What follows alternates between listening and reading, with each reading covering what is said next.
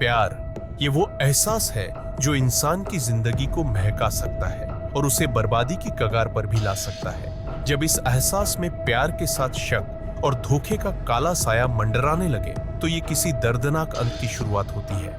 आज हम आपको ऐसी ही एक कहानी सुनाने जा रहे हैं जो एक खौफनाक हकीकत से रूबरू कराएगी। ये कहानी है एक मासूम पत्नी ज्योति की, जिसने अपनों के हाथों अपनी जिंदगी की आखिरी सांस ली।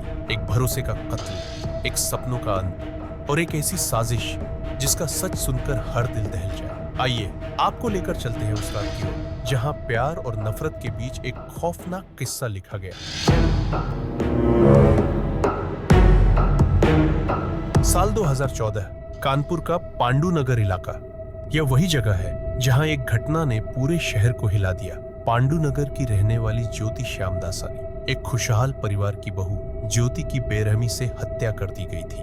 यह हत्या इतनी भयानक और खौफनाक थी कि लोग सुनकर ही सन्न रह गए। ज्योति की शादी एक बड़े व्यापारी परिवार में हुई थी, पीयूष श्यामदासानी। उसके पति एक संपन्न और प्रतिष्ठित व्यापारी परिवार से थे।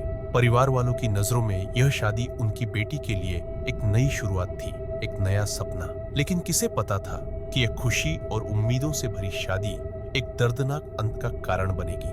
पीयूष के साथ शादी के बंधन में बंधने के बाद ज्योति की जिंदगी में एक नया मोड़ आया। लेकिन इस शादी के पीछे एक छुपा हुआ सच भी था। मनीषा मखीजा, पीयूष की पुरानी प्रेमिका, जो इस शादी से पहले ही उसके जीवन का हिस्सा थी। शादी के बाद भी पीयूष ने मनीषा से अपना रिश्ता बनाए रखा।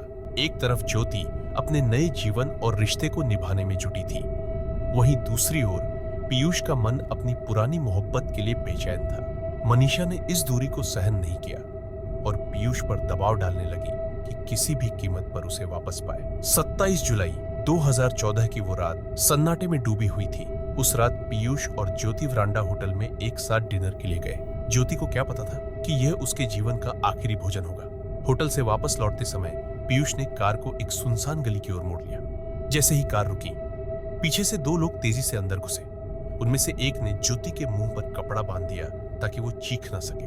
पीयूष, जो उसी कार में था, चुपचाप बैठा देखता रहा, मानो यह सब एक योजनाबद्ध कदम हो। ज्योति ने पूरी कोशिश की खुद को बचाने की, लेकिन उसके हाथ बंधे थे और उसकी आवाज को दबा दिया गया था। ज्योति की हत्या के बाद पुलिस ने जब मामले की गहराई से जांच की तो शक की सुई पीयूष पर जाकर ठहर गई। कठोर पूछताछ में आखिरकार पीयूष टूट गया और उसने अपना अपराध कबूल कर लिया। इस खौफनाक षड्यंत्र में मनीषा और अन्य 4 लोग भी शामिल थे। यह बात सामने आई कि उस रात पीयूष और मनीषा ने 18 बार एक दूसरे को कॉल किया था, जैसे इस साजिश की हर एक परत को अंजाम दे रहे हो।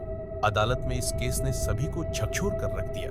दोषियों को उम्र कैद की सजा सुनाई गई। यह वही लोग थे जिन्होंने कभी एक दूसरे से प्यार का वादा किया था और अब उसी प्यार ने उन्हें उम्र भर के लिए अंधेरे में धकेल दिया।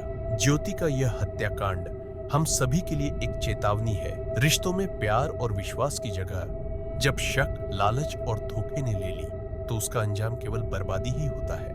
अपने रिश्तों में सच्चाई और विश्वास को बनाए रखना ही असली जीत है। यही इस केस का सबसे बड़ा सबक है।